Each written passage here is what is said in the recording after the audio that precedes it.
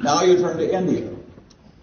And I would say, I'd rather work with a bunch of Chinese than I would Indian civilization, mired down, caste system, overpopulation, assimilating the worst stupidities of the democratic system, which, by the way, Lee Kuan Yew avoided. It's hard to get anything done in India, and the bribes are just awful.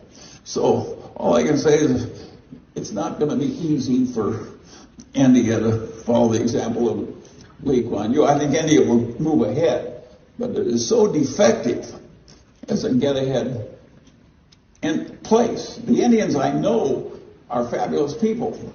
They're just as talented as the Chinese, the Indian populace.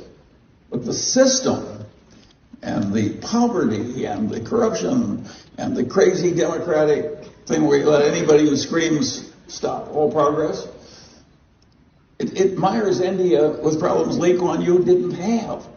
I don't think those Indian problems are all easy to fix. Let me give you an example. The Korean steel company, POSCO, invented a new way of creating steel out of lousy iron ore and lousy coal. There's some province in India that has lots of lousy iron ore and lots of lousy coal, which there's not much use for.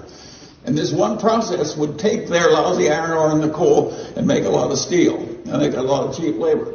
So POSCO and India were made for each other. And they made a deal with this province to get together and use the POSCO know-how and the Indian lousy iron ore and lousy coal. And 8 or 9 or 10 years later, with everybody screaming and objecting and farmers lying down on the road or whatever was going on, they canceled the whole thing. In China, they just would have done it. Lee Kuan Yew would have done it in Malaysia. India is grossly defective because they've taken the worst aspects of our culture, allowing a bunch of idiots to scream and stop everything, and they copied it. And so they've taken the worst aspects of democracy, and then they've forged their own chains and put them on themselves. So